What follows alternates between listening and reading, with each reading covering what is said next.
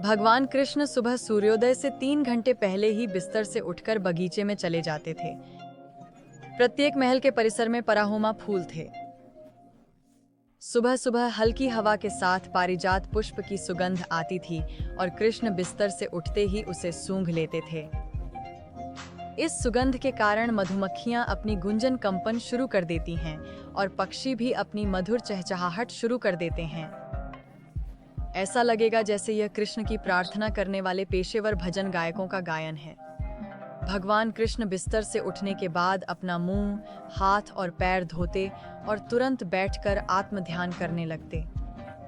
हालांकि इसका मतलब यह नहीं है कि हमें बैठकर खुद पर भी ध्यान लगाना चाहिए। हमें कृष्ण राधा कृष्ण का ध्यान करना होगा। यही वास्तविक ध्यान है। कृष्ण स्वयं कृष्ण हैं।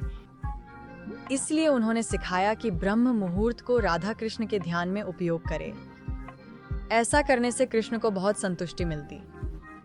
अगर हम ब्रह्म मुहूर्त में राधा कृष्ण पर ध्यान करें तो हमें अद्वितीय संतोष और संतुष्टि मिलेगी। आदर्श गृहस्थ के रूप में रुक्मिणी देवी राठौर ने पूरे मानव समाज को सुबह जल्दी उठकर तुरंत कृष्ण भावनामृत में लगन का पाठ पढ़ाया। राधा कृष्ण के शाश्वत रूपों का ध्यान करने और महामंत्र हरे कृष्ण का जाप करने में कोई अंतर नहीं है। अपने ध्यान के बाद भगवान नियमित रूप से सुबह सुबह स्वच्छ पवित्र जल से स्नान करते थे। फिर वह नए कपड़े पहनता, अपने ऊपर चादर ओढ़ता और फिर अपने धार्मिक कर्तव्यों में से दैनिक धार्मिक कार्यों में लग जाता।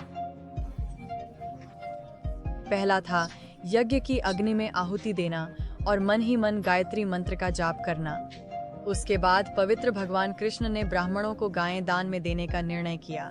भगवान कृष्ण ने 13,000 चावी गायें दान में दी थीं। प्रत्येक को रेशमी आवरण और मोतियों की माला से सजाया गया। उनके सींगों पर सोना चढ़ा हुआ था और खुरों पर चांदी छड़ी हुई थी।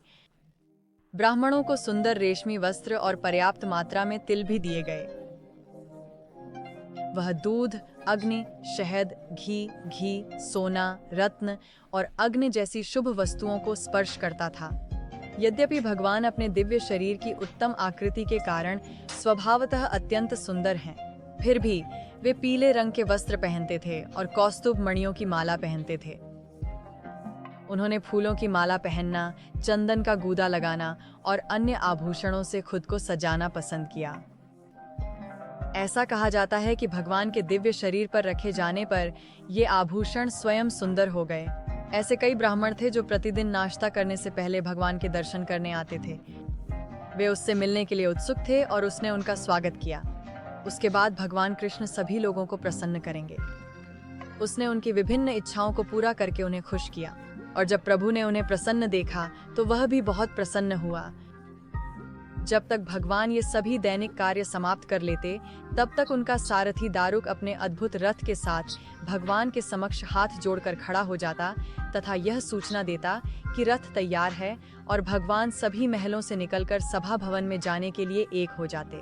अधिक एपिसोड के लिए देखते रहें। अधिक जानकारी के लिए कृपया श्रील प्रभुपाद द्वारा लिखित कृष्ण पुस्तक पढ़ें। कृपया सदस्यता लेना न भूलें। धन्यवाद। भगवान कृष्ण और राधा रानी आपका भला करें। हरे कृष्ण।